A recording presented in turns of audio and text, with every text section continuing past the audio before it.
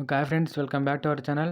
మనం ఈరోజు ఈ వీడియోలో అలర్ట్ మోషన్ యాప్‌లో 3D రీల్స్‌ని ఎలా ఎడిట్ చేయాలో వీడియోలో తెలుసుకుందాం. లేట్ చేయకుండా వీడియో అయితే స్టార్ట్ చేసేద్దాం.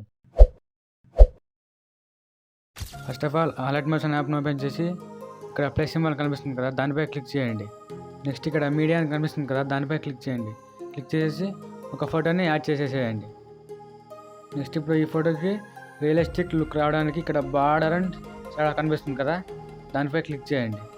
నెక్స్ట్ ఇక్కడ షాడో అని కనిపిస్తుంది కదా, దానిపై క్లిక్ చేయండి. క్లిక్ చేసేసి ఆ షాడో సైజు 38% ఇంక్రీజ్ చేసేసి రైట్ క్లిక్ ఇచ్చేసేయండి. నెక్స్ట్ ఇప్పుడు ప్లస్ సింబల్పై క్లిక్ చేసేసి మీడియాలోకి వెళ్ళి మీరు ఇలాంటి బ్యాక్గ్రౌండ్ రిమూవ్ చేసుకున్న ఫొటోస్ని యాడ్ చేసేసేయండి. నెక్స్ట్ ఇప్పుడు ఇక్కడ మూవ్ అండ్ ట్రాన్స్ఫర్ అని కనిపిస్తుంది కదా, దానిపై క్లిక్ చేయండి. క్లిక్ చేసి ఇక్కడ జెడ్ యాక్సిస్ వాల్యూ -250 యాడ్ చేసి రైట్ క్లిక్ ఇచ్చేసేయండి.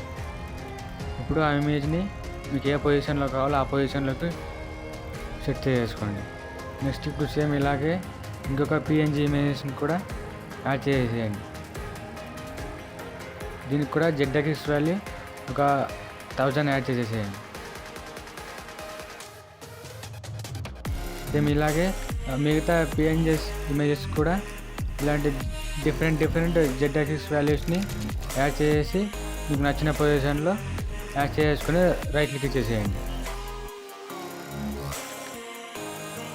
ఇవన్నీ అయిపోయిన తర్వాత ఇప్పుడు ప్లస్ సింబల్పై క్లిక్ చేసేసి ఆబ్జెక్ట్స్ అండ్ ఎలిమెంట్లోకి వెళ్ళి కెమెరాని యాడ్ చేసుకోండి.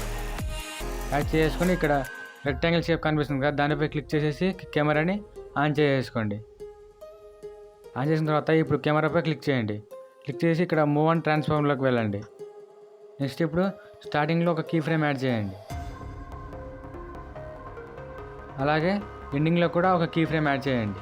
యాడ్ చేసిన తర్వాత జెడ్ యాక్సిస్ వాల్యూ -480 వరకు తగ్గించేసేసేయండి. తగ్గించేసి మీకు ఏ పొజిషన్లో కావాలో ఆ పొజిషన్లో ఆ ఫోటోని యాడ్ చేసుకోండి. ఇప్పుడు చూసుకోవచ్చు మీ 3D కెమెరా రెడీ అయిపోయింది. ఇంకా మీరు ఈ యానిమేషన్ని స్మూత్గా చేయాలంటే గ్రాఫ్స్లోకి వెళ్ళి ఈ గ్రాఫ్ని యాడ్ చేసుకోండి. ఇదంతా అయిపోయిన తర్వాత ఫైనల్ అవుట్పుట్ ఎలా ఉందో చూసేయండి.